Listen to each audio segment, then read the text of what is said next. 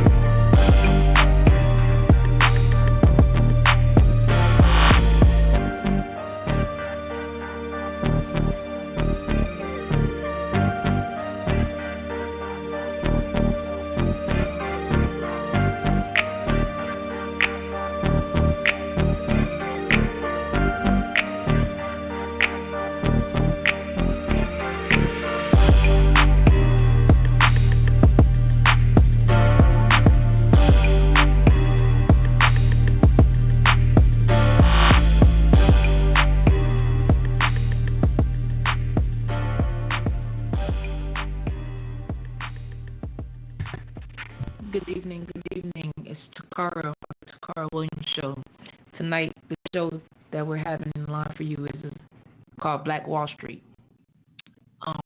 Just very briefly, the reason why I wanted to do this show is to highlight some of the entrepreneurs in the black community that maybe wouldn't necessarily get the exposure needed, or maybe they do have the exposure needed and they're able to reach the masses through different avenues. And I wanted to be an advocate in one of those avenues for them to reach different crowds and different ventures of people.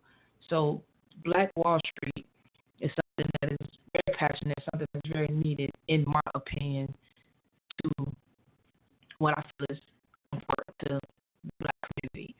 That's not to say others can't chime in on Black Wall Street, but what I'm saying is we have to build within the black community to get our culture and to get our children, who are going to be the future, some guidance, because there's not a lot of guidance set forth in front of them, I feel that the black youth doesn't feel like they have enough examples of doing things the right way sometimes, and maybe they're thinking that the only way that they can make it out is through athletics, being a rapper, a celebrity, a singer, something to that magnitude where the percentages of you making it from where you're starting from is very low.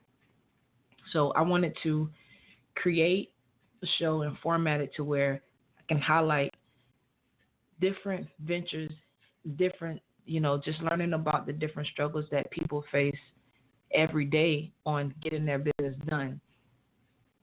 And that could be for anybody. Overall, it doesn't matter. It doesn't have a color. But like I said, Black Wall Street is something that's near and dear to me. And I think that needs to be built up and taken back to, because our black youth need to see more black doctors. They need to see more black judges. They need to see more black people in charge. As minor as that may sound to a lot of people, and as scary as that also is to a lot of people, it's very needed within the black community. Growing up, I know for me, I didn't see a lot of black people in high power positions to basically make decisions. You don't think about those things when you're growing up as a child, but as you carry on later in life, it starts to dawn on you, and you start to see things in a different light as you get a little more knowledgeable of how this world works and what goes on in this world. But I'm just going to tell you very briefly about what we have lined up for the show. We'll be interviewing two people. I have Kim Moore, who's an entrepreneur. She travels around, and she's going to explain her business to you. Kim was also a teammate of mine at Texas A&M, so I do have a personal relationship with her, but she's also an entrepreneur. Our second guest will be former NFL player, played for the Miami Dolphins, Cleveland Browns, and also the Kansas City Chiefs, Travis Daniels, which is also my family member, and we grew up together. So, Travis and I grew up from the same community, saw some of the same struggles. Of course, his struggles are a little different, being, he's a black male.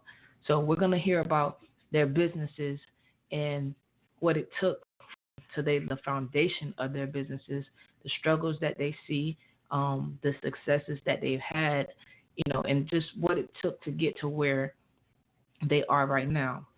So, I'm very excited to have both of them on the show, and we'll be interviewing them at two different times. So you have to definitely stay tuned for that. If you have a question or comment, you can text 754-200-5791. Again, that is 754-200-5791 if you have a question or comment. Again, you can call into the show if you want to be heard on air. And definitely talk to me. 929-477-3970. Again, that's 929-477-3970. So, very quickly, there's a lot going on out here in the world, definitely in America. Of course, with the Colin Kaepernick thing with football going on right now, it's like he took a stance for something he believed in. He's being blackballed. You have athletes who's for him, some athletes who are not for him, some athletes who don't say a word. It's very interesting dynamic. It's like when you stand up for something, that you strongly and wholeheartedly believe in, unfortunately there's a sacrifice that comes with you believing in something and taking a stand. If that makes sense to some of you guys, his career is basically on the line. Now, some people, other athletes lose their appearance, or whatever the case may be. We're getting away from the fact of what the guy actually is protesting against. He's protesting against the injustices done to the black community. Is he wrong? I mean, everybody is in agreement that certain people are treated differently. Now, I get that. It's not fair. I do not agree with the mistreatment of one race to the next. If this happened to any other race, I would feel the same way. But some things are just quite evident. And one thing I want to know is, I question that you think we black people have to work extremely harder than everybody else to prove ourselves. The whole better credentials. We could be smarter about a situation. We could be more knowledgeable about a situation. Definitely could be more educated about the situation. But just because of who we are, doesn't allow us to get certain advances. And yes, sometimes, being black does work to our advantage. But it's not a lot of times that happens. Why are we disadvantaged when it comes to equal rights and fair treatment? To take a step on the opposite side really fast, why do we celebrate someone's accomplishments? Because, again, you never know when we'll get the opportunity again to do it. So we should be celebrating one another and pushing each other to do whatever it is we need to do. But we can't do that when there's hatred among us that's so bad. We can't accomplish things if we're so divided, and you can take it back into a lot of different instances and a lot of different circumstances of why it's like that. Go back to your again. You have people who work in the house, and you have people who work in the fields.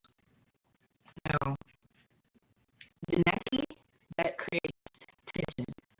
I want to be where you are, but at the same time, you don't know what a person is going through, or where they are, why they're there, to those places, to get to those places of where they are now. Are they happy within those places? See, that's a key, because people wear masks all the time. People hide things all the time. People don't show their true emotion because people are fearful of, and nobody likes to be vulnerable. Nobody wants to be in a vulnerable position. But I just know that we as black people, something has to change. We have to get it together, because for one, we sit and we keep on saying the same things over and over and over and over and over again. And we keep on doing the same things over and over and over and over again.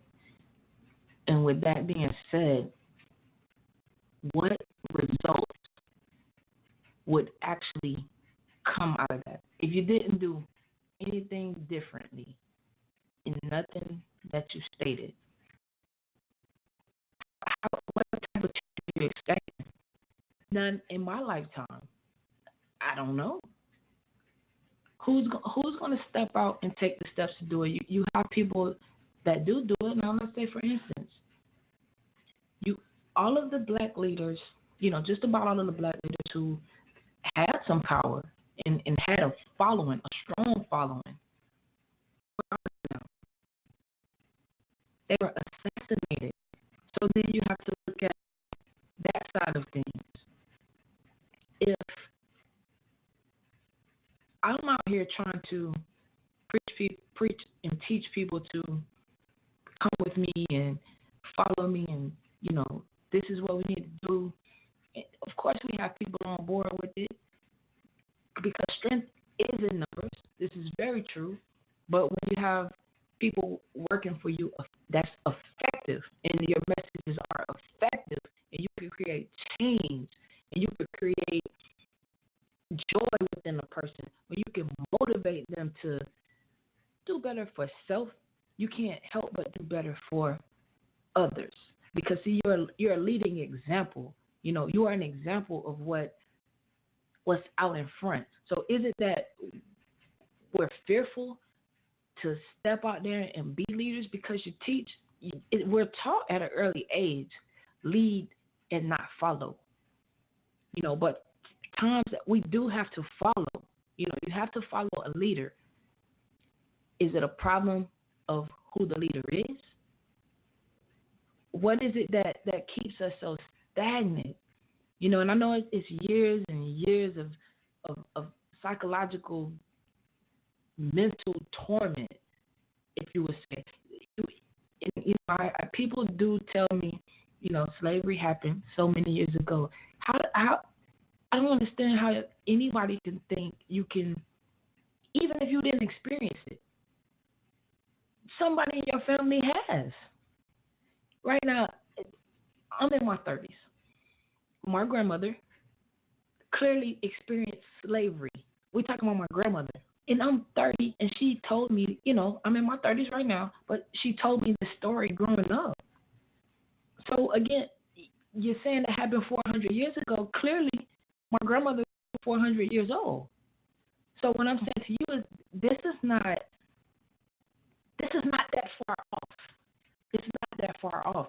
We are still faced with some of the things that took place from slavery. We're still faced with racism in this country where we are supposed to be equal. Everyone's supposed to be equal. It's an opportunity for everyone. Some people are not going to take advantage of that opportunity. I get it. Some people do sit and get that out. I get it. Some people never want to experience change. I get that too. But for the ones that do, and the ones that of their own thoughts, nobody's going to be on the same page. But we're fearful, it seems, we're fearful to come together as one. Because when you come together as one, you're very powerful, very, very, very powerful, and you're not black, and you support what's going on right now, and you see the injustices that's happening, and you want better for the black community. What are you doing? Everybody has to be accountable. I understand if it doesn't affect you, why do you care? And the thing about it, we got to do better because one of the things that people will say, and which has truth to it, if you all don't care about it, why should we? That makes sense. That makes sense. I know for a fact everybody cares about what happens. I know that for a fact. But it's all about being willing to step out, make it happen. Sit, and we're just going to keep complaining about the same things over and over and over again. When do you take the stands? When do we build our communities where that dollar doesn't come out of that community until it circulates about 6 times within the community? See, that's how you building it. That's how you build it. But see, now we're no longer owning our communities anymore. We no longer have that power. That power has gotten relinquished from us, or we've let it go. Because at one point, we owned that neighborhood. That was ours. They couldn't come take it from you. Nobody could come take it from you. You owned that outright. That was yours. Somewhere along the way, we lost that. And, people come in and buy it because at the end of the day, it's business. The people are just trying to make money. And they're trying to do their business. So how do we get that back? Because when you think about it from an economical standpoint, real estate back then, the land and properties and stuff that you obtain, it cost a lot for those days, but it was at a way lower rate than what you can get it for now. Prime example, I know a place in the community that I grew up was a wash house. I don't know the original purchase price of the place, but I know right now that place is on the market being sold for $400,000. Just astronomical numbers. And now here's the thing. That was a spot within, that was a black-owned business that we lost. And that's the thing. You can't circulate the money within a community if you're losing the business. The people of the community will take care of the community. And that's what we have to get back to. How do you get the community back? You got to start back owning your properties. You have to. You have to own it. You have to. You have to own it. We're going to take a quick break right here. We're going to come back and get more into it. Again, if you guys have questions, comments, you definitely can text 754-200-5791. And if you want to call into the show, make a comment or question, dial 929-477-3970. Quick, Toccara Williams Show, Black Wall Street.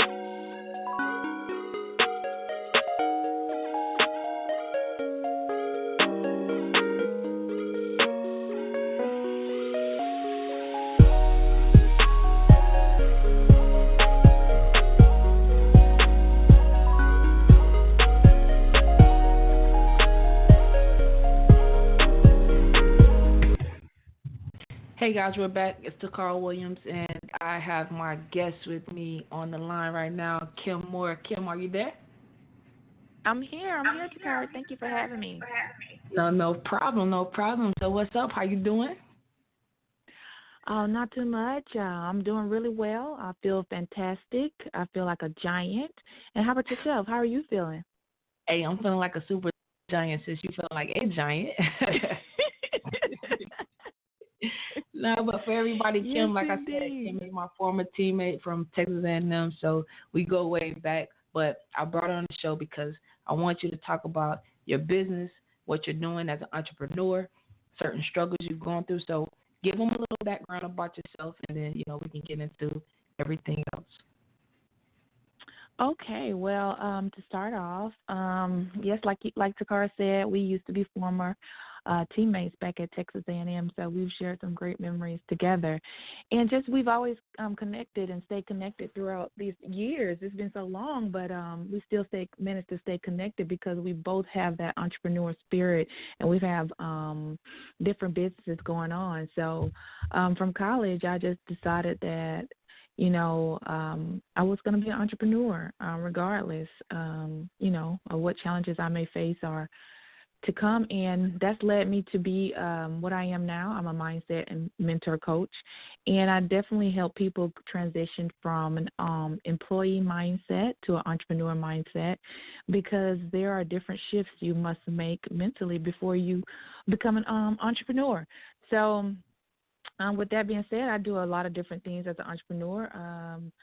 The sky is definitely not the limit. You can do a lot of things as an entrepreneur, but it's so many different hats and different revenues and streams of income that you can go into. So it just totally depends upon you. So I'm gonna throw it back to you, T, and yeah. So we can okay, elaborate. let's talk about because a lot of people are they're fearful about getting into entrepreneurship because at that point everything is on you. You're responsible for your successes and you're responsible for your failures. And I'm quite sure when you're coaching people, especially on a mindset shift, what challenges do you face with them as far as actually jumping all the way in? Because some people become so reliant on a 9 to 5, Right. because they feel it's consistent. So what are some of the things that you instill into your clients about actually taking that step and just going all in with what they can be successful at? Well, the most important thing that I have majority of my clients do is I have them picture themselves at the end result, meaning that they don't too much focus on the how they're going to get there. They just focus on what it is that they really truly want, because majority of people don't even really know what they want, Toccara. If you ask them what business or what direction they want, they really don't know. But the thing about it is they do know. It's just that you have to pull it out of them. It's because they're scared to say, yes, I really would like to do this. But instead of them saying that, they're thinking of, if I say, well, yeah, I really want to be a business owner and own XYZ company, I would have to do all of these things. So because they're thinking that they would have to do so many different things, they pretty much blind themselves with all the responsibility of doing these things versus just going ahead and saying, yeah, I want to open up a bakery, I want to start a salon, or or whatever the case may be. But they have a lot of blockage when it comes around fear. So basically, I just help them remove some of those fear blocks and money blocks, generational curses that we face. And at that point, it's easy to do because of the mindset shift. Right. And you said generational curses, which I definitely want to hone into that. When you say that, explain to the listeners exactly your perception on what generational curses when it comes to money. When I say generational curses, when it comes to money, I'm speaking upon like the beginning of time from when I was born. I could just say my parents didn't teach me the fundamentals of how money works. Didn't teach me on how to make my money work for me. So it's like, basically I grew up watching TV thinking, oh, look at the celebrities and stuff like this. This is how they get their money, not knowing how they really get their money and knowing how the wealthy get their money. We go out there and we get these large homes and we get all of this debt, mess up the credit and everything like that. And now we're robbing Peter to pay Paul. That's a generational curse because we haven't been informed on the proper steps to take to cover yourself and your future and your family. So that's the generational curse that I'm speaking upon, is not being educated, are not even seeking education or information to help you break the generational curse and start doing some different things and creating different habits that you do versus just not even, thinking that it's off limits, thinking that things are off limits to us.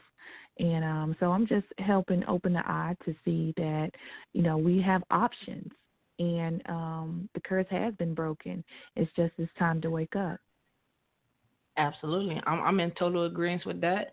I definitely agree with that. And I know that a lot of us out here have not been taught to manage money. So it's just like you're going to repeat the cycle all over again, like you said. Right. Correct. What are some of the stumbling blocks? I would say stumbling blocks are just things that could have prevented you from succeeding in your business, but you didn't allow it to. What are some of those things that came to you or came in your way to try to deter you from pursuing your entrepreneurship?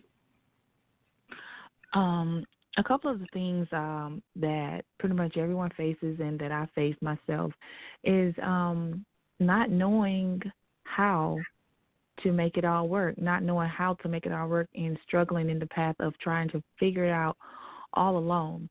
So once I discovered that I needed help, I seeked out and I got a mentor and a coach to help with some of those challenges and some of those hurdles that I had to overcome. It's good to reach out and get a mentor or a coach doing whatever it is that you want to succeed in, because they've made it over those hurdles, and they provide blueprints so you can go around these things, like getting over your mindset, and merging from an employee to an entrepreneur. So different things like that, because it takes a while, depending on how much blockage one can have, to get to the entrepreneur side, because it becomes, you have to have discipline, as an entrepreneur, and going from somebody telling you what to do and this is your routine to you having to hold yourself responsible, that's a big challenge.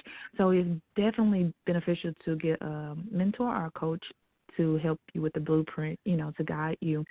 And the other thing is just being fearful of what others may have to say about you, and not receiving the support you want from your family, and remaining positive through this all, and knowing that it's all going to work out for you.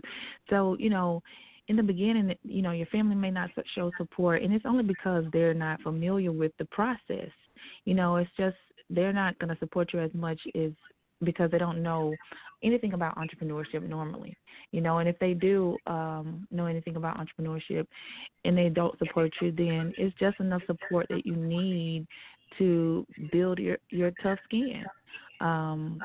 So, a lot of different things can come up in the beginning, but the main thing is just stay with the end in mind. So if you remember, this is why I started, and if you can always just focus on this is why I started in the beginning, all the little gray area, the journey through life, it become pleasant, because that it's going to come true if you just keep moving and taking action. Yeah, makes perfect sense. Definitely makes perfect sense. Now, I want to ask you, because a lot of people get into things and they look for the quick fix. Nobody really wants to set their foundation and really work for it. And nobody really embraces failures. And in every business you're going to fail at something, but that doesn't mean it stops you and you don't keep pushing. So, Right. Talk to them a little bit about how your failures or your mishaps helped you and continue to motivate you to push to your end result. Well, I look at it like this: if I had not failed, in which I tell you, I think it is, for me, it's not really just like, it's like a learning curve. Okay, when I look at failure, it's more so like a learning curve for me, because I have no idea about what I'm doing, because I haven't went to school. You didn't went to college. I didn't go to college for, for entrepreneurship. I didn't go to college. It's pretty much I'm self-made. Right. Through the courses I've spent well over about $60,000 or $70,000 in self-development, though. Going to different retreats and different masterminds. I've invested in myself. However, just I just tell people it's a learning curve. You got to remove, failure and fear is together. You got those attached together, so, but failure, if you don't learn, you just can't make it to the next level. You just simply can't. You can't allow fear to run you into the ground. And I promise you, when you just do it, when one just do it, you'd be like, oh, that wasn't so bad. So the faster you fail, the faster you succeed. And that's just the truth of it. If you go ahead and do a whole bunch of stuff that you don't want to do or that you don't know what you want to do, just do it. You will soon find out what it works and what doesn't work. Right. And you will find out your true calling because through all of this, you will learn your true calling, because you'll be, I tried this, I tried that, I tried this, I tried that. And then all of those things have taught you the business skills that you need leading up into the point that you are. So then you can look back and see that nothing was for failure, nothing was a mistake. You're perfectly where you are and where you're supposed to be. Right. What about the people who, because I'm quite sure you face this, what about the people who, will tell you, well, I just don't have it right now to invest in myself. And we're talking about investing within oneself, not into anybody, but within oneself. How do you handle that person? Well, to be honest with you, when they channel themselves to my coaching funnels or they come in my inbox, the way I market myself is pretty much attraction marketing. So they already know what they're coming to get. Like I pretty much don't help people that's sick in the mind.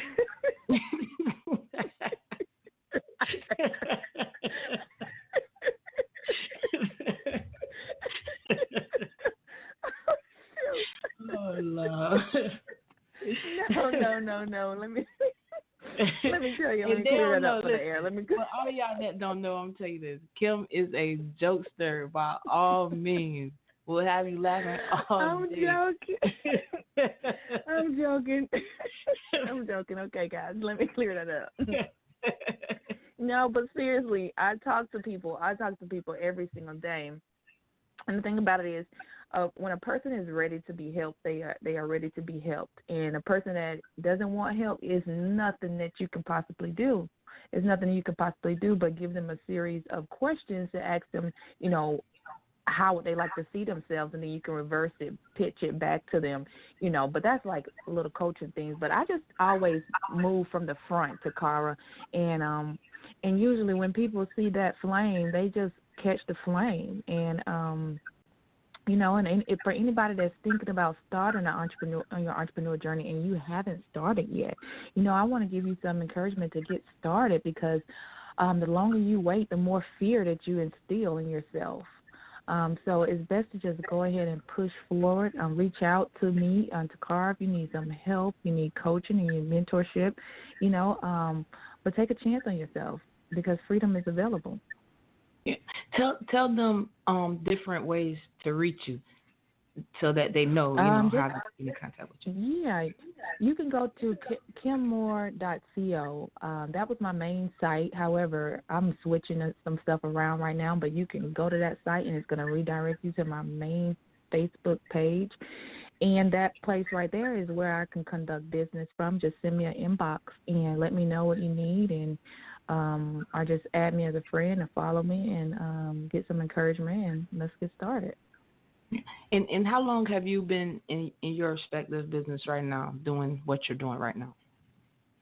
I've been coaching for the last 2.5 years. I've been an internet marketer for the last 8 years, meaning I advertise anything. I sell any type of affiliate product. I sell e-commerce right now. I run Facebook ads. So anything that you have for sale, I pretty much can sell it. So that's for the last 8 years. I've been doing internet marketing and websites, etc. So it's been a while, and I'm just so super grateful that the internet has allowed me freedom to move about. And you guys, you want to take your time. If you have a job right now, don't quit your job. Use that as a source of income to fuel your business. There are steps and there are strategic steps that you should take when trying to start out running a business as an aspiring entrepreneur. You know, you just don't want to jump the gun. You want to be very strategic about the things that you do with your money that you make from your job. So, you know, I show you ways of how to get yourself an income raise as well as how to fund your business. So, you guys, there are options, and they're available for you. So and tell them where this journey has taken you as far as around the world, because, you know, I know you say you wanted to be an entrepreneur, but when you were young and you were a kid, did you envision, like, all right, this is what I'm going to do? Like, was this the path or the road that you first saw yourself when you were younger?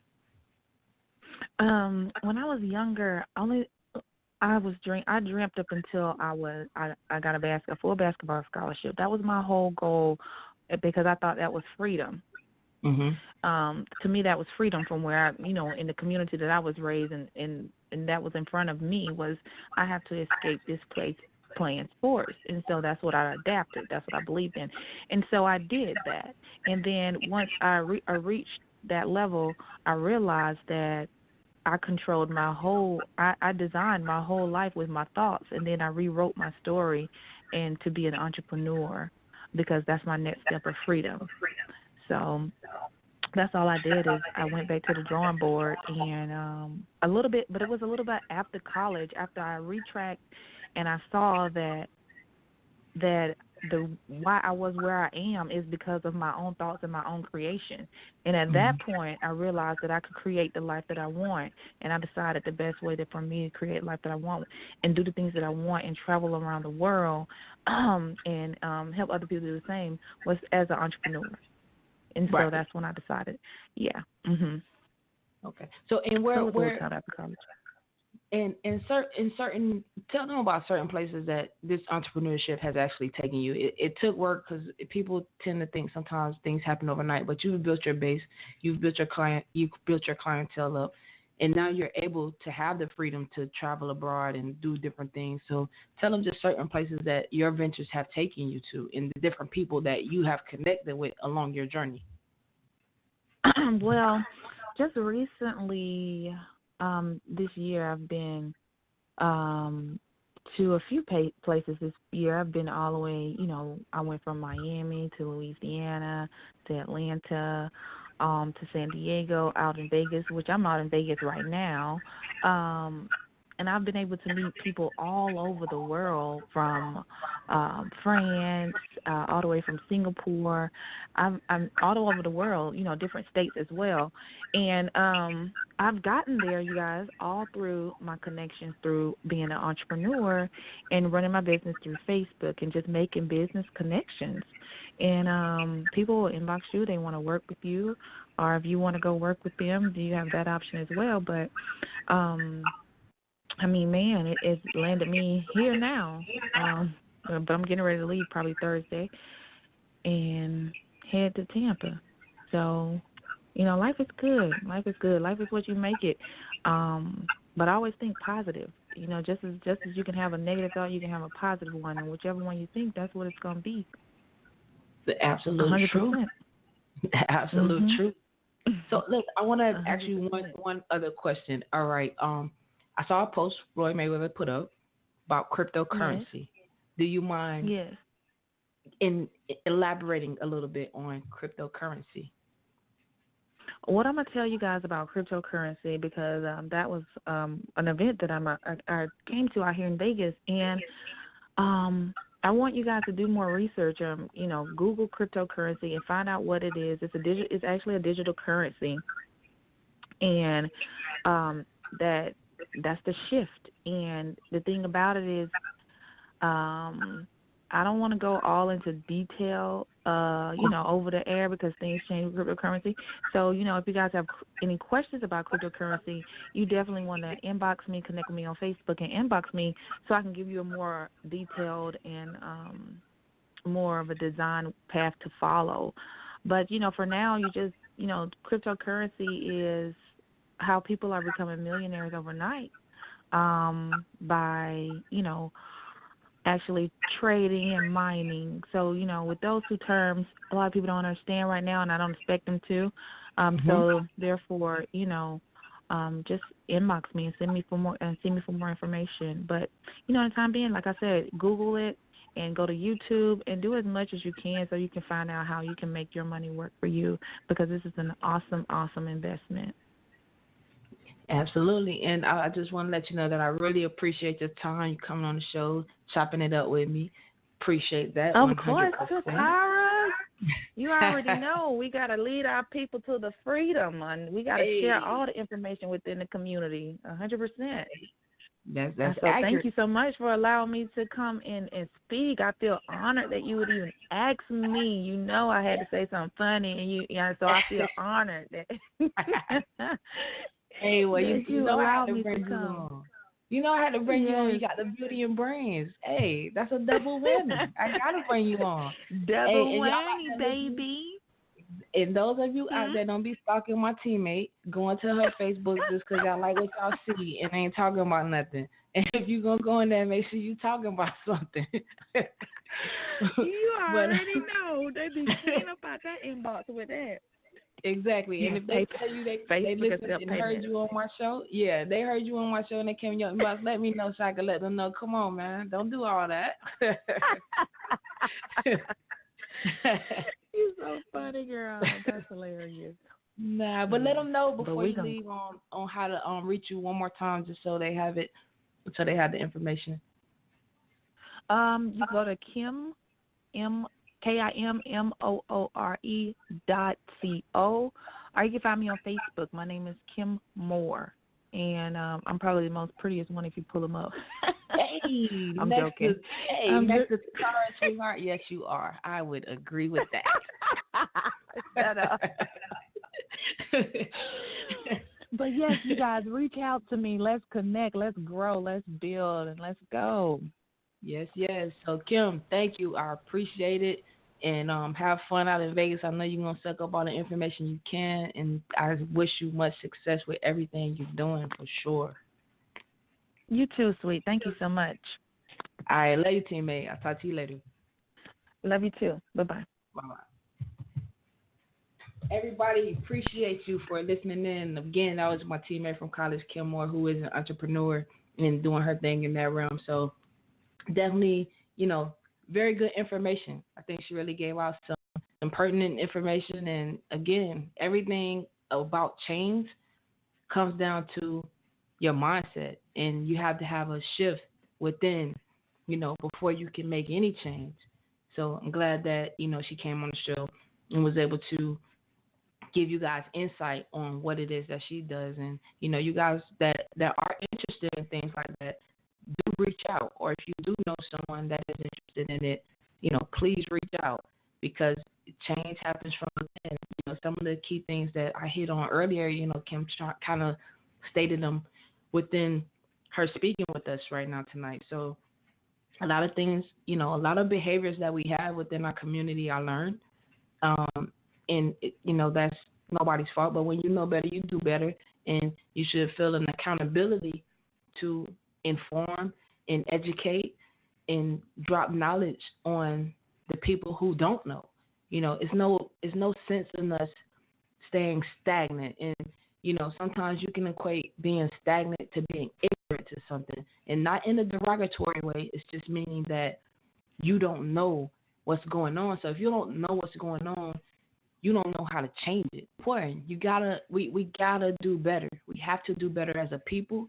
We have to do better as a community. And when every community gets better, then it spreads out and it gets wider. So positivity is very important. You cannot have change without positive. But I also know in this world, there's a lot of negativity that comes with it. But when you're on the right path and you're doing the right things, that journey is challenging, because it's all about how bad do you want it. So if you want to see a change, are you willing to sacrifice some things for that change? You have to change your environment sometimes. I learned that the hard way. In order to do certain things, you have to change your environment. Sometimes you outgrow certain things, got to change up your environment. Sometimes you have to change up your people. And you got to keep pressing towards your goal. We're going to take a quick break, and we'll be right back. Toccara Williams Show, Black Street, Black Wall Street.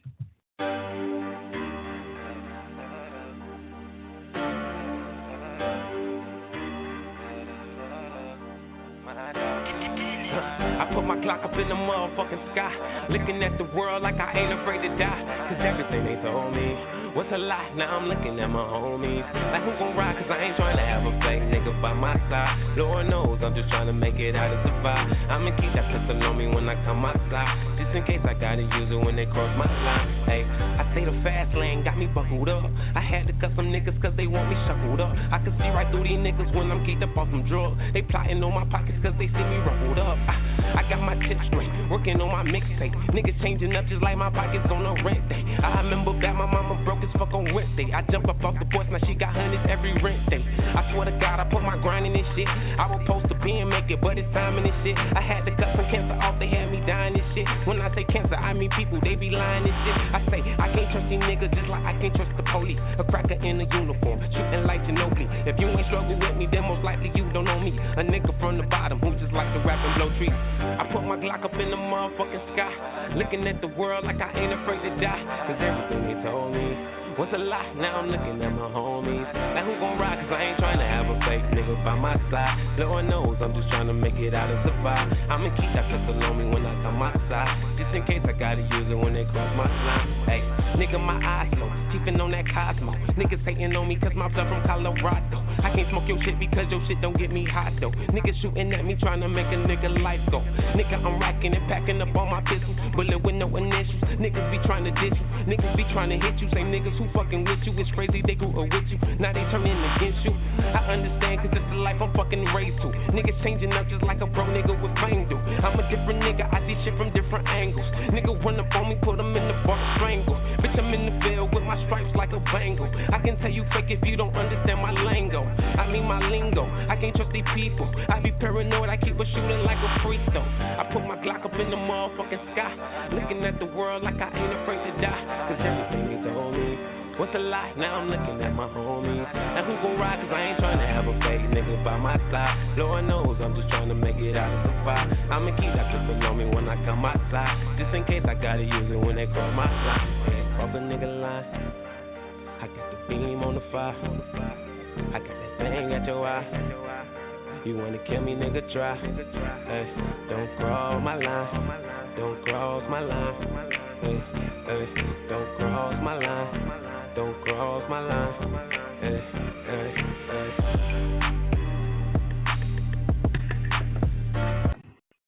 Hey, we're back. It's Toccara Williams of the Toccara Williams Show, Black Wall Street.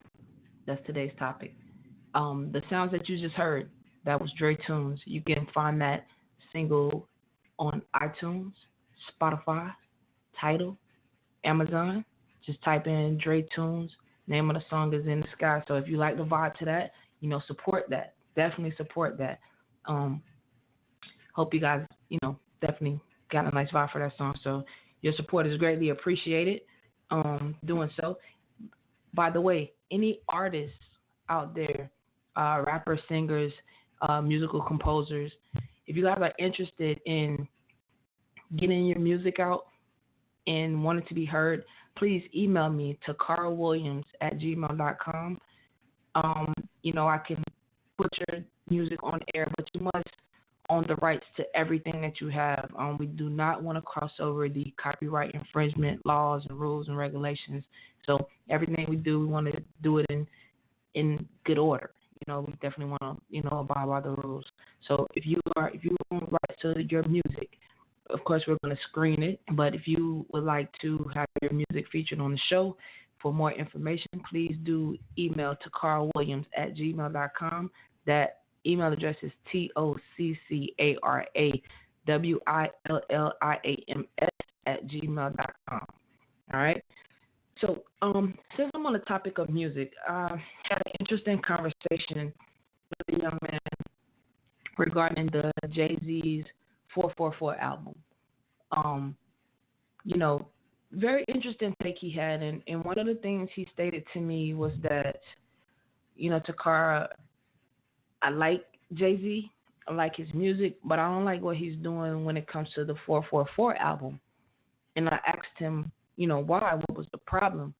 And he stated that, he's saying all these things that he's saying, but he's giving his money to Africa and sending his money abroad when, we have issues right here in the United States of America. And I asked him, can you verify this information? Can you verify the information? Which I don't know if Jay-Z is sending money where he stated, but what I wanted him to open his mind to was, how do you know he's not doing things here in the United States of America? What if the media is just not showing you what he's doing here in America? And what if Jay-Z is not bragging or boasting about the things that he's doing, because of the things he's doing is coming from a genuine place? You have to think about these things. He was infuriated that, Jay-Z's out here giving money all over here, and, we got people struggling here.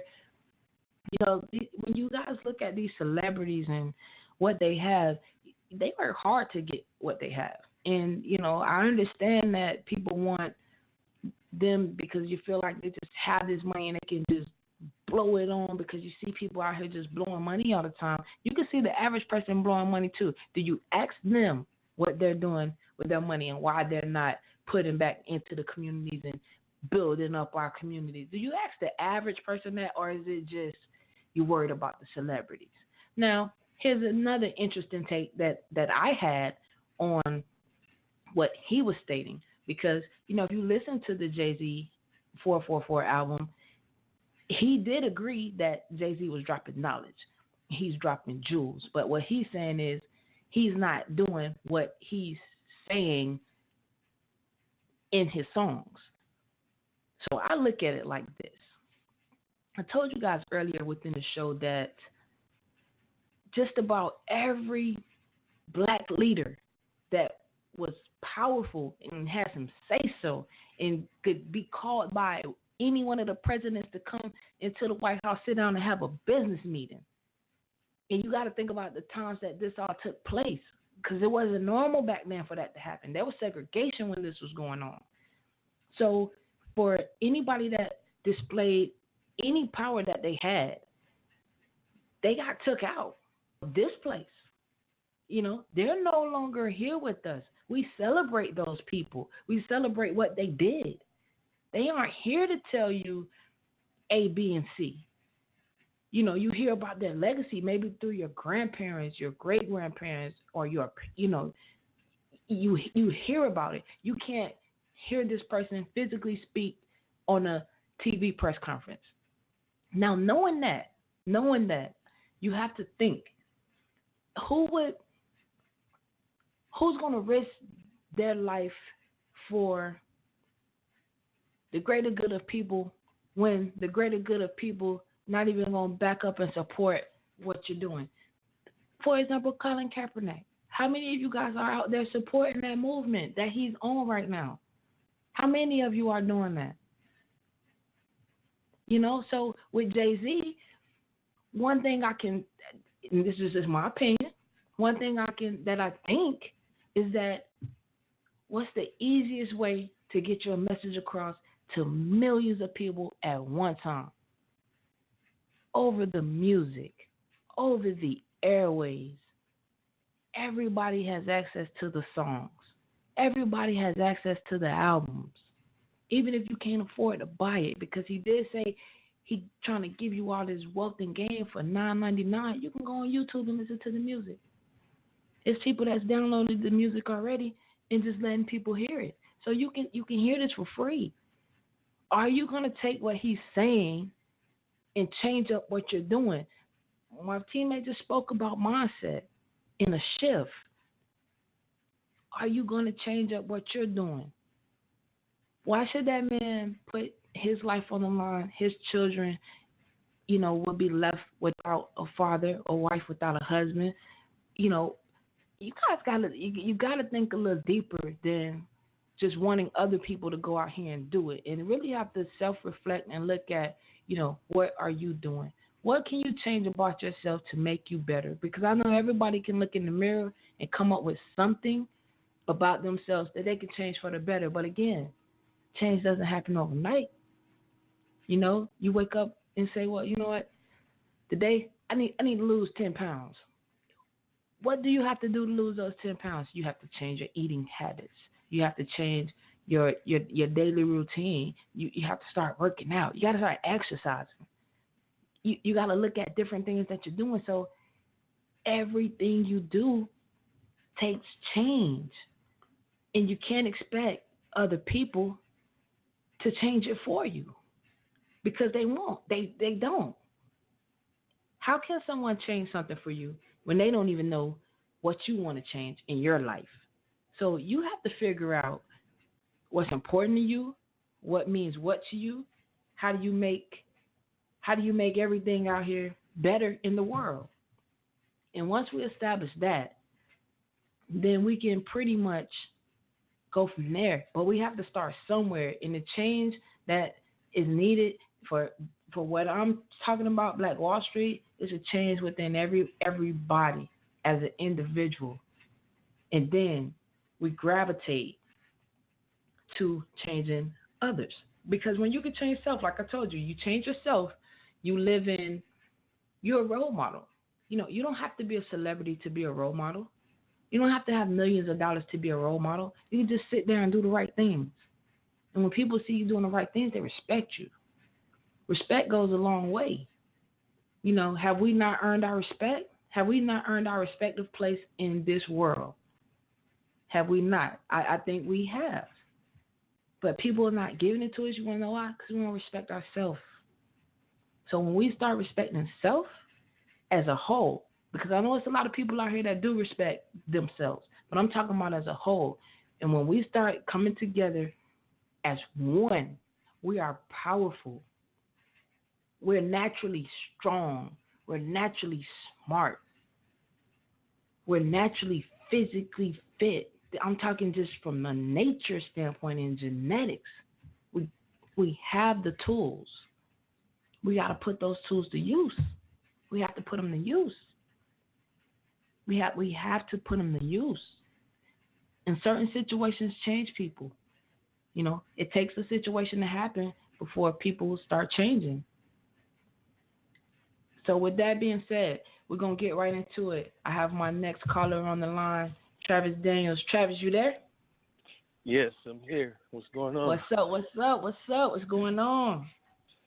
Not much. Just finishing some editing on some photos, but I'm just laying low, All right. So since you're already talking about it, I want you to briefly describe to the audience, your transition from, your NFL career to right now your business as an entrepreneur in photography. Okay. Yeah. So everything kind of started probably like around 2011. 2010, 2011, I was playing football for Kansas City Chiefs, and our head photographer, Steve Sanders, was a wedding photographer as well. So what I did is I approached him at practice and told him I was interested in photography.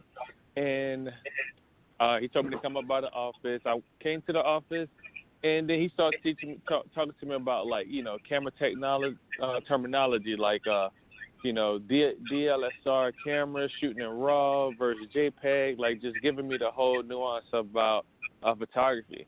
So to fast forward, I started really studying it a lot.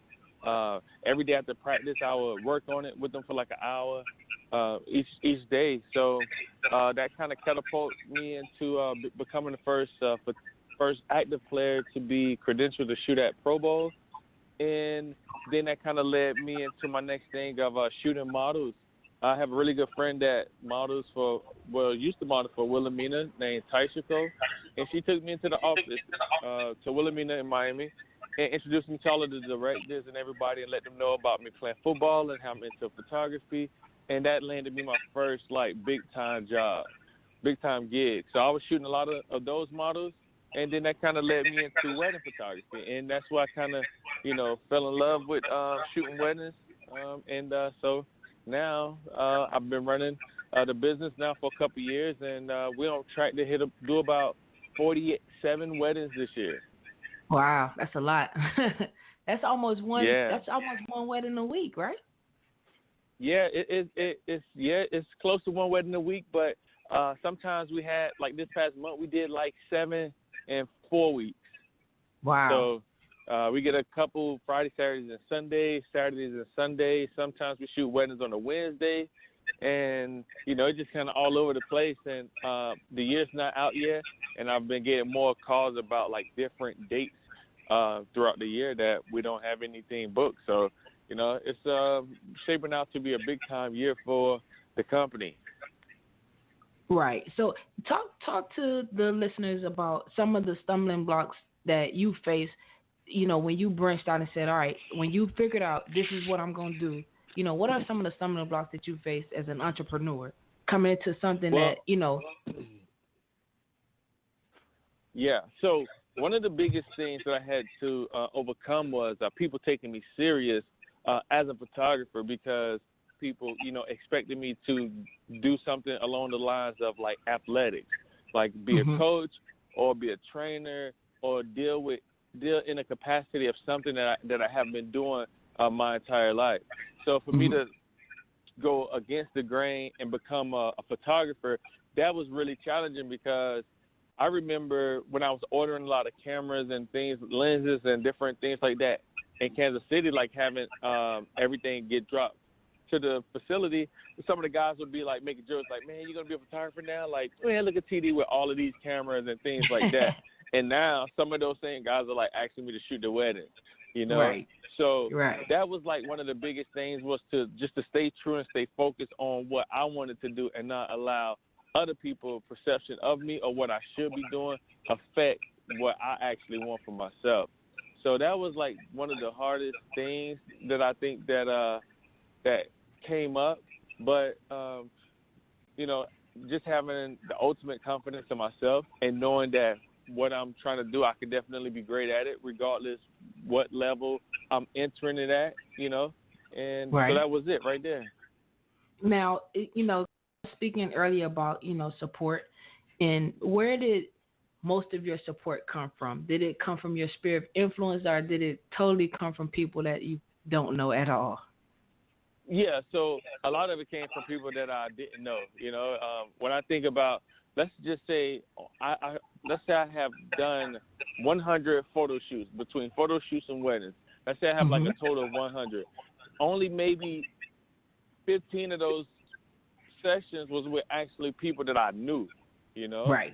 So I'm very mindful that, if you want to become like a successful business person and make a lot of money and selling products or whatever it is, then more times than not, your biggest support system are going to come from people that you don't know, because the amount of people that you actually have in your network can't get you to the level that you want to get to anyways.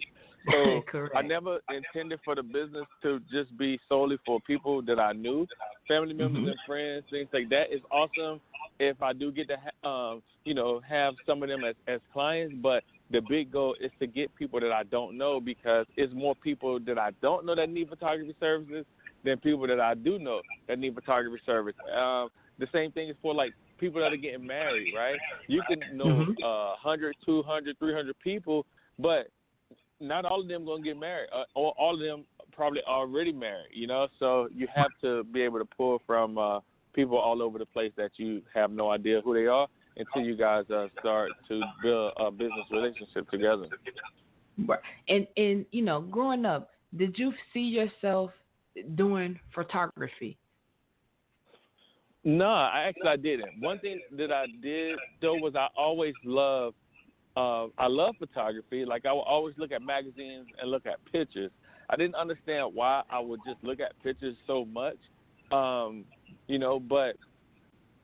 when I was in high school at South Broward, I took a photography course, and I had a lot of fun with it. We was developing film in a dark room, things like that, and I had a lot of fun with it. When I went to college, I kind of got away from it, because the demand with school and football was like a lot for myself.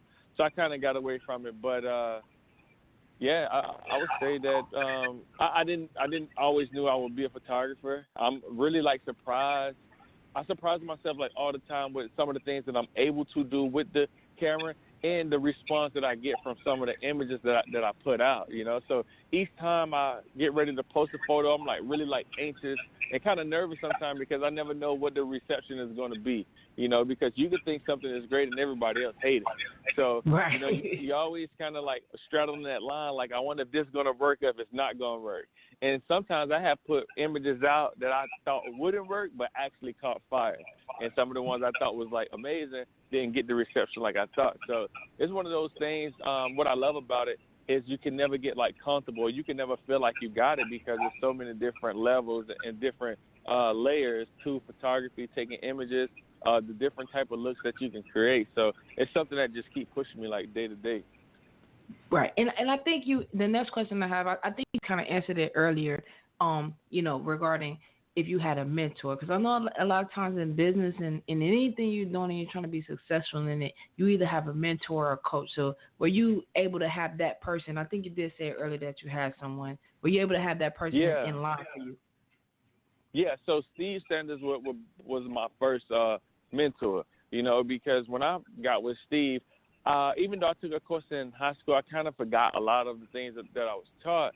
But he really like was able to teach me about shutter speeds and apertures and f-stops and how all of these things work to create the certain look that you're going for. So having a mentor is really vital in over like kind of escaping some of the pitfalls that you can come across, right? Because you're always going to be able to learn something each day, no matter what. But if you could get with somebody that is already in that line of work and they're already having success developing price lists or just how to manage clients and manage production, things like that, if you can get with somebody who already doing it successful and learn the actual flow the way that they kind of do it, now you escaping all of those pitfalls that you would have hit.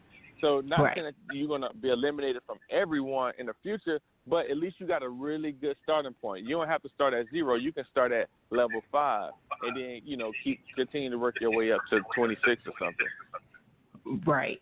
So, and I know, you know, in this photography was something that was new to you. So how often are you, I guess, either going to seminars? How much have you invested in yourself as far as learning your craft and really pushing yourself to the next level to get those things?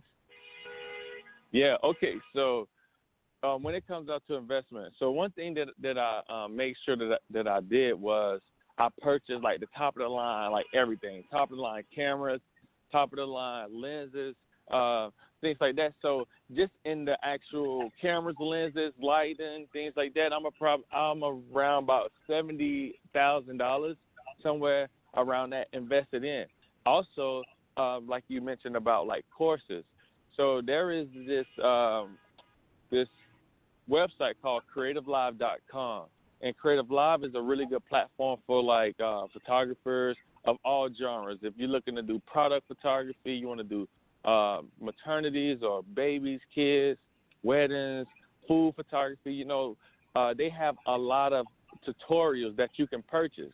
And when you purchase them, you own it for like a lifetime. It's like a lifetime subscription once you actually buy that. So some of the courses may cost you $29. Some could cost you $300. It just kind of depends on what you want to learn and who is teaching it, and they place the value on it that way. So I probably have spent another $700-800 just in like those type of courses. I also joined this community called WPPI, which is like a international wedding and portrait photography association. And every year in Vegas, they have a conference, and it's about 15,000 photographers that will come out to it. They have like master photographers that are like teaching techniques and teaching different things about how they make their business what it is, how they take the images that they're taking And so I make sure I'm like engulf myself 24/7 with like photography because I'm in it, trying to be in it for the long haul, and I want to be great at it. I don't want to just be a typical person that you kind of run across that take a certain type of photos and they just look kind of basic. Like in my lifetime, I've been able to do some really cool things. From graduating from high school was pretty big to me. It might not be as big to a lot of other people, but that was huge. And then to be able to go to college and to make it to the NFL. So I'm always like pushing the boundary to, make it to the top. So with photography, it's something that I definitely want to do. So I make sure that I invest myself the same way as I apply myself in sports. I apply myself into it with photography, and I'm getting the results that, all of that hard work, the hard work is actually paying off. Yeah, and that actually leads to the next question that I have for you is that what are some of the things that you can take from sports into your business?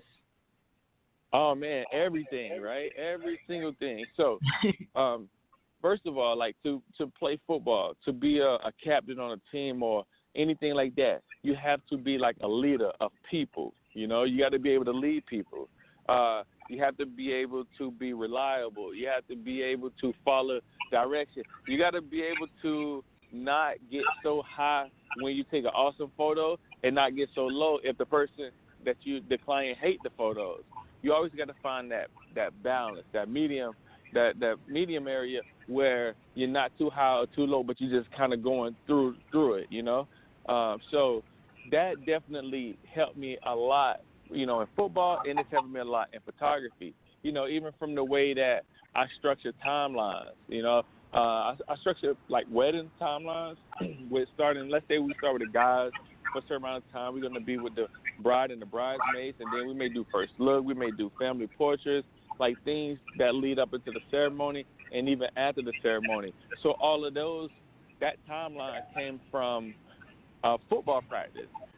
Right. When you have football, basketball practice, you have warm-ups start at a certain time. You have one-on-ones. You have, like, the stretching, the 7-on-7, the team drill, conditioning, so forth and so on. So everything that I learned in sports, I just kind of took it over to photography, and it all works, The thing about being successful at something is just one simple formula. It's not like, everything has to be completely looked at in a different light. You just apply the same type of effort and techniques that you do have success with in this business, and it should, line up in the next business. So, talk to the listeners about, because, I was talking earlier to a teammate of mine that played, and she's an entrepreneur as well. Just talking, people want instant success from things, and you were successful in football. I mean, you went to the NFL, you had a very successful career. And normally people would just think that just because you did that, it's automatically going to make your photography business successful. But I know you had to put the work in to get there. So talk to them about some of the if their successes or failures that in experiences that really had your transition from football to photography. So talk to them about some of that, because nothing is instantaneous. Only the lottery if you win it. Right. Yeah. So instant gratification is something that everybody just kind of need to kind of throw out of there. I think that Instagram, Facebook, things like that has kind of really kind of changed the way that people like think about things. Right. A person posts a photo on Instagram, you go from 0 likes to 100,000 likes, 5,000 likes, 50,000 likes in a matter of seconds. So I feel like that way of thinking, if you're taking that into the business world, you're really going to be, you're going to come up short, because nothing happens like that or happens that quickly in business. When I first started taking photos, I got to be honest, like the photos, they stink for like a long time, I wasn't always as good as I am now as I was back then, so right. I had to like really like work on it and perfect my craft. Another thing too is that, like not even in that $70,000 in like gear that I have or, that I have spent, when I first started shooting with the models and things like that, I was shooting a lot of that stuff for free because, I had to prove myself first to the agencies that I'm actually worth them paying me the money, right? Right. So I probably did about 40 shoots for free, just so that I can let the world know that Travis Daniels is a real photographer. Like, he's not just a person that pick up the camera and that just want to take photos for fun because he's bored and, he's trying to discover a way to, like, allocate his time, So that whole instant gratification thing is definitely something that you can't get caught up into. Everything that is worthwhile is going to be tough, right? If it was that easy, then everybody would be millionaires, everybody would be billionaires. Like, it only happens, mainly happens to the people that really put the work and the effort into it and don't give up, and they complete the actual process. And that was one thing that I did as a young kid that helped really get me to the point that I am at to this day, is because I always complete the process. When I was younger, playing basketball in Hollywood, I used to play basketball with, like, some of the older guys because of my skill level was more advanced than the teens at the time. Mm-hmm. And I would always hear guys say that, man, if I would have never did this, I could have become something special. Or if I would have never, hung out with this group of people, then my life would have been a completely different way. And I'm a firm believer that you don't have to go through every situation in life to learn a lesson.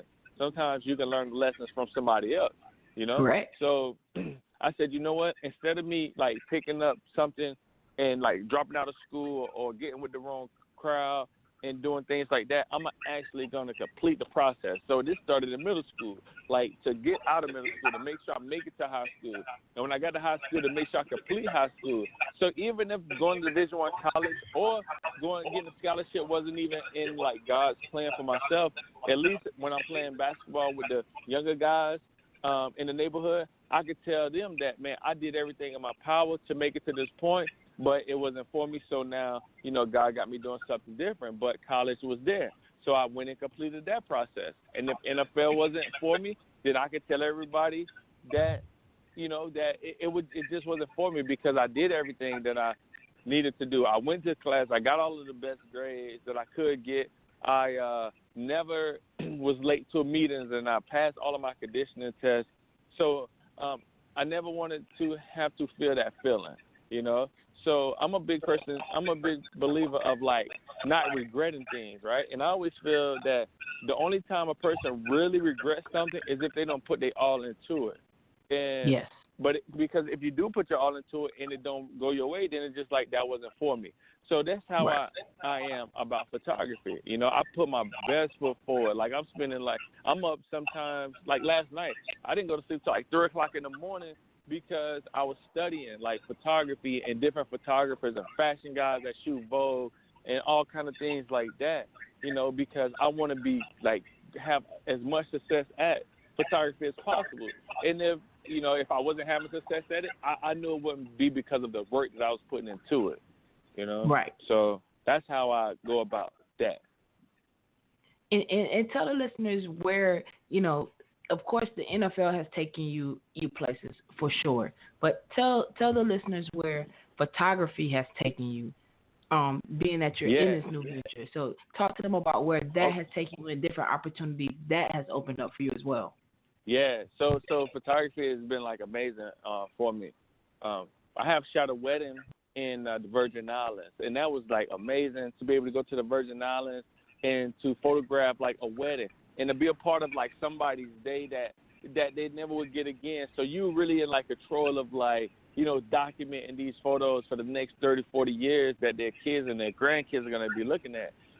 Right. Outside of that, I have traveled to Cabo, Mexico, and shot a wedding there. I've been to Los Angeles to shoot a wedding, and New Orleans and Houston.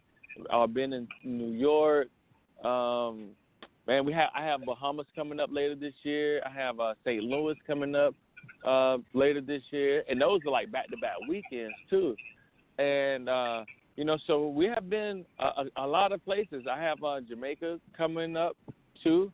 I even got a call to do a wedding in Ireland. I haven't booked them yet, Oh, wow. but it's a chance that we'll be going to Ireland to like photograph a wedding. And like the most cool thing to me about all of those places is that to know that it's a lot of photographers in between Houston and Miami, LA, Miami, Cabo in Miami, and for these people to like pick us out of all the people that they have at their disposal, you know, is a testament to the work and the effort and everything that we put into it. And that really let me know, and it should let everybody else know, is if you stick to it and you believe in yourself and you push yourself and you give your all, then the things that everything that you're looking for is going to come to you. You just got to stay with it. Right. Those are facts. Those are definitely facts. Like I said earlier, I think a lot of people look for the instant gratification. They don't necessarily want to put the work in. But, you know, I want to ask you something because I was touching on this earlier when I was just speaking to the listeners about change of environment.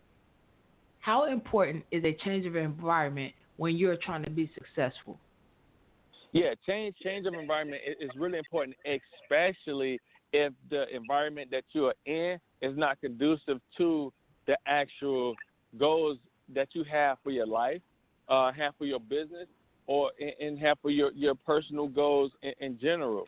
I myself removed myself away from a lot of people that I used to talk to every day on the phone, go hang out, like go to bars or nightclubs or things like that with like every single weekend.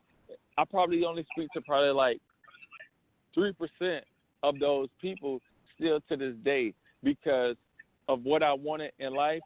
They wasn't progressing in that way. And right. No knock against them, but it was just like we was on two different waves, and there's no way that I could attain the success if I'm still hanging out with you because the conversations that we're having are not even the same. It's more about what we're going to do tonight that we'll have fun versus how can I make my business better, or what kind of business plan do I need to come up with? How can I structure this price list a different way, or how could I how do I meet with clients? How should I start off the interview process when I'm meeting with a client about something, or, you know, like those are the type of conversations I needed to be around. And because the group that I used to hang out with wasn't really kind of focused on things like that, I had to change my whole environment to get me to the level and to the place that I am today. So definitely changing the environment you will see big time change in not only yourself but your business as well. Right. And, you know, I know a lot of times people, you know, we fear change because it's something new and, you know, newness to people. They're scared of that because they're not used to it. It's something that you never experienced before. So did you have, you know, although some of these people could have been lifelong friends, lifelong associates that you knew all your life and you grew up with, was there any fear when you decided, you know what, I'm going to go this direction? You know, did you have any fears? I won't say necessarily fear because I don't think you were scared to make that move, but any, you know, pushback on. Yeah. No, I had none. I had absolutely none because I'm all about making decisions that best suit myself, right? That are best for me. And the only person that knows what's best for me is me, right? Nobody else do. So the fact that I was doing something that I actually wanted to do, and I knew that it makes the most sense for me to do it if I want to reach the level that I'm headed towards, I had to do it. And I don't feel bad about it. Like, to this day, if I see those people, I don't have any problems with them. You know, I don't feel bad about them or nothing like that. But me and you just can't be cool like that unless everything about you end up shifting. Because if I get with you, if I'm having a conversation with you and it's all about the same thing that was done in like 2010 and 2007, you know, like just hanging out, partying type stuff, then we definitely are not on the same boat, you know. And I want to definitely surround myself around like-minded people. So yeah, I have no reservations, nothing. It's when I make my mind up, it's over. Like, this is what I want to do, I'm doing it, you know? Like, I mean, and I'm with that with anything, even food. If I'm like, you know what, I'm not eating meat no more, like, for 2 weeks. Like, I don't want to be around nobody that's, like, eating it. Like, because I don't want to be tempted to do it. So I'm going to just stay away, you know, from everybody and do what I have to do until I accomplish the goal that I set out for myself. Right. So if you before I let you go, if you could give advice to younger people, either our peers and older people that's trying to get into entrepreneurship and owning their own business, and you already gone through some of these things, knowing what they face, trials and tribulations, what advice would you give to those that's trying to branch into, because they're fearful about jumping out there doing their own thing when they're used to working a 9-to-5? What advice would you give to those people? Yeah. Well, the number one thing is just like follow your dream, follow your heart, right? Because as tough as it could be to make a decision, you're gonna regret it even more if you don't make that tough decision, right? Not saying that you always can find a job, but it's a good chance that if you have a 9-to-5, you can find another 9-to-5 at any point again, right? And you always can work yourself back up to that level that you was at before you probably left that job. So it's, for me, it's just not that difficult for me to just say, you know what, I'm gonna just take it and do it. It's not too many words that I could like kind of come up with and to tell you how to go about doing it, but just follow your dream.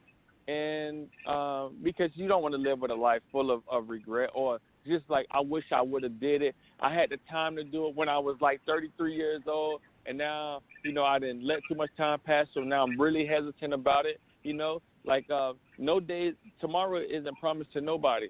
So since everybody has to go through that phase of like passing away at one day, like why not live your life to the fullest? I remember listening to like Muhammad Ali, and he was talking about, let's say like a person lived 50 years. You live for 50 years, you're going to spend about 12 years working. No, you're going to spend about 12 years sleeping. Like, you're going to spend about 12 years of those 50 years sleeping. You're going to spend another probably 12 years on a job. So you're already at 24, you're like at 24 years of that 50-year span. And like, as he kept breaking it down, you actually only got like 8 years worth of like living where you actually can do whatever it is that you want to do. Only like 8 years out of 50 years, because you spend the time sleeping, you spend the time on somebody else's job, you spend the time with your kids doing things like going to football games and practices and all of these different things. So the time that you actually take out for yourself is only going to equate to about 8 years in time. So if that's all I got is 8 years of time, I got to go ahead and do everything that it is that I want to do within them 8 years, because I know the rest of the years are going to be filled doing other things, sleeping, working for somebody else, or doing a whole bunch of other things that don't necessarily have anything to do with my 100% interest. So Makes perfect sense. That's why all about anything I want to do, I'm just going to do it. I'm going to try it. Like, worst thing that happen is it don't work out. Okay, it's time to go to something different. When I signed a scholarship to go to LSU, that was really like leaving Florida. I never lived outside of Florida, outside of Hollywood to that point. And I'm an only child by my mom. I have an older brother on my dad's side, but I just grew up in the house, just basically me and my mom, like all the way up. And I was like, you know what? If I'm going to be able to grow up and experience some of the things that I want to experience myself and try to grow into my own, I have to get away. I can always come back home. Hollywood, Miami, not going anywhere. It's going to always be there. So let me just go ahead and venture out to Baton Rouge for 4 years or more years if it need be, and then see how I can manage, manage on my own and see what that leads me to. So, I always been kind of rolling the dice on myself and gambling, things like that, and it always kind of works out. It always kind of works itself out. Yeah, and I totally agree. And, I was telling the listeners earlier that, we were related and, we grew up in the same area. And, I don't know a lot of family members who've had to, had people make it to the professional ranks, you know what I'm saying, and use their experiences to come back and do great things in the community. So, again, commend you for that especially. But I want you to let them know how they can reach out to you and, anybody that's interested in getting photography or, just wanting a mentor if you're to that, how do they get in contact with you? Yeah, all right. So the first way is through like social media. So we'll start out with my Facebook. My Facebook is like facebook.com like / T Daniels photo, and that's T my first name, last name Daniels photo, and that'll pull my page up. Or if you don't remember that, my Facebook page name is Travis Daniels Photography. My website is Travis Daniels Photography, and my Instagram as well is Travis Daniels Photography. So any of those platforms, you definitely can write me. I'm always like checking it like daily, and just write me and let me know that you heard this interview, and then that'll definitely connect me to you, and I can always help you out with anything, any questions that they have. Right, and tell them, what's one of the goals that you have set for yourself with your photography business from now and years to come. Yeah, so I want to shoot 60 plus weddings in 1 year. That's like one of my big time goals. Another goal is to be a photographer that prices starts out at $15,000 per wedding. That's another one of my goals. And I'm not at that point yet, but we're definitely gaining ground. And one thing that I would say, especially for like anybody that's like you're a photographer or whatever career it is that you're in, like right now, if I was to call you and be like, you know what, I got sick, I'm not feeling good, I have a wedding coming up this Saturday, and this person is paying $25,000 for a photographer, right? First thing you're going to probably think is that I'm going to want a cut of the money. But I tell you, no, I don't want any part of the money. You can have the whole $25,000. If you're not shooting weddings at $25,000, the first thing you're probably going to say is that, man, like I'm asking, what would you do? You're probably going to say, I'm going to study harder. I'm going to make sure I prepare. I'm going to make sure I take the camera. I'm going to do all of these different things. And a lot of people don't do those things for their own clients that they're shooting $2,000 weddings for, $3,000 weddings for. But you would do all of this preparation for a client that you're shooting $25,000 for. Well, the way I think is that I'm going to go ahead and do everything that I would do for that $25,000 client. I'm going to do that for the $3,000 client. So when it's time for me to shoot the $25,000 client, I don't have to change nothing because I'm already ready for it. I've been preparing for this since day one. Right. So that's my approach with it right now. Is I shoot every wedding as if they're paying me $20,000 plus. That's how I go into it. I study it like that. I'm up until 3 o'clock in the morning, and I'm waking up at 8 o'clock in the morning or 7 o'clock in the morning, and I'm back editing photos, getting ready for photo shoots, or something that's like making me get better. And from basketball, it's either you getting better or you getting worse. And I definitely don't want to take no steps back because we've already been taking so many steps to go in the right direction. So, it's just like all out, just work hard, have fun, and, things are definitely going to go your way. Yeah, and because I definitely appreciate the time. I know you got to go, and I appreciate you calling in and, talking to the listeners about your business and everything. And if they don't know, I have a photo that on my website of this talk show that you took. So they see your work firsthand. Yeah. I have the photo that you took of me on the website, and they can go to your social medias and check out all that you do. So I'm wishing you much success in what you're doing, and I know you're going to continue to be successful and even more. And I really appreciate you calling into the show for sure. I appreciate it, cuz, and I'll see you later. Everybody, make sure y'all hit me up. Instagram right now. Go to Instagram, Travis Daniels Photography. I'm about to log in, so I want to see who all on there. Yeah. All right, cuz. Appreciate it. Love you. All right, love you too. All right. Yeah. So that was Travis Daniels, former NFL player, current photography owner and entrepreneur. Again, certain things that both of the interviewees said tonight: discipline, investing in yourself. And if you listen to the show, they kind of threw out the same number. They both invested about $60,000 to $70,000 in their craft.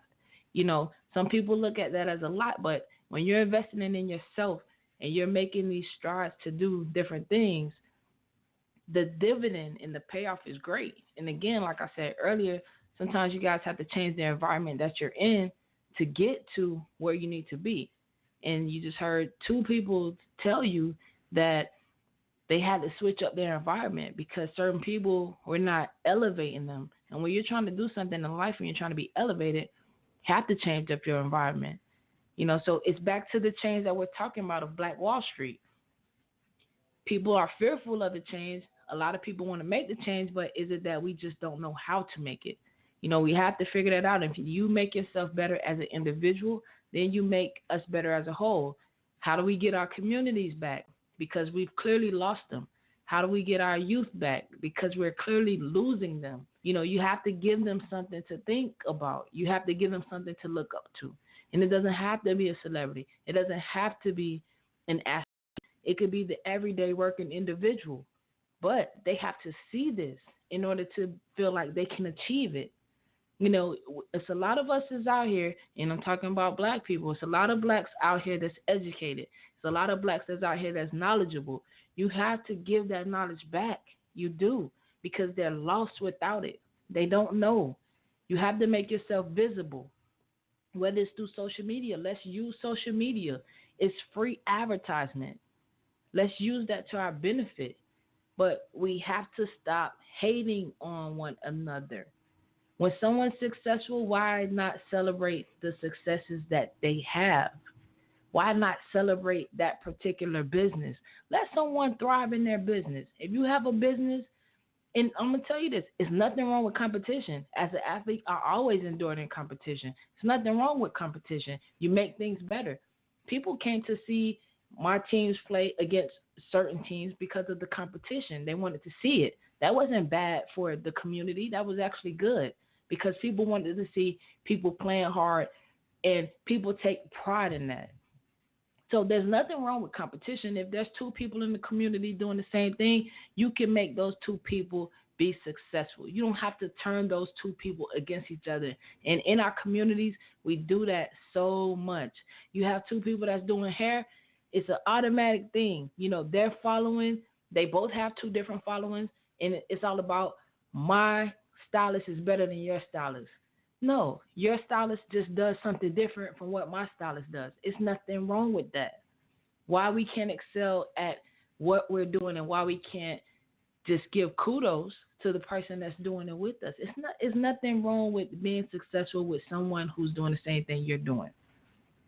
But you have to change your mindset. You have to change your mindset. All that is bad, you have to change, and change only happens from within. So when we do that, when we change what's within us, we can change what's around us. You can't let things hold you back, can't let people hold you back, can't let situations hold you back. You got to keep pressing forward to get to what you want.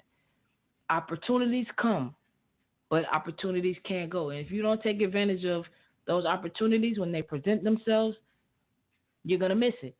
And that's when you live in regret, because you're going to sit and say, you shoulda, coulda, woulda. You hear people say all the time, wow, this person had the potential to be whatever. You don't want to be full of potential, because a potential person is, they could, they probably would, they probably should, but they haven't done. So align yourself with people that's getting it done. And like I told you, it's not just about athletes. If you're into sports, I'm not discouraging you from that. I participated in sports as well, and sports is what got me to college, and sports got me to the WNBA, and sports led me to play overseas and make different connections with people that I know I would not have had the opportunity to connect with if it not had been for sports. But you use sports as a tool to get the things that you need. So when you understand that, you can use it more so to your advantage. Because when you go to these schools, trust and believe they are going to get out of you what they're giving you. They're giving you a full ride, a full scholarship to their school where you don't have to pay a dime. And you best believe they're going to get it out of you. So if that's what we have working for us, we can better ourselves by obtaining athletic scholarships, or we can obtain being a celebrity, or we can obtain being CEOs, or we can obtain being judges, and we can obtain being doctors, lawyers. We as a community can be whatever it is we want to be, and we have enough resources, and we have enough people doing these things. We have engineers, astronauts. We have the tools. We have to put it together. The Native Americans did it, so why can't we do it? The Native Americans just didn't start, they didn't have all this money that you see they have now. They built that, and it works into that. We have to come together and figure out what it is that we're going to do. Are we going to stay in the same position that we've been in since 400 years ago? If you want to change, the change is from within. Got to be ready for it. It's fearful for some, but if you want to stay stagnant, and that's in that ignorant space, not saying that you're not knowledgeable, it's just fear. Because if you're stagnant on something, I know you know better. It's just a matter of doing better. All right, that's the Toccara Williams Show. I'm going to conclude it for tonight. Thank you guys for joining in. That was Black Wall Street. Catch us back Wednesday, where it's on Sports Talk Radio. I'll leave you with a tune for tonight. This is called Fantasy. This is a fantasy instrumental. Hope you like it. See you next week for Black Wall Street, but I'll see you Wednesday for Toccara Williams Sports Talk Radio.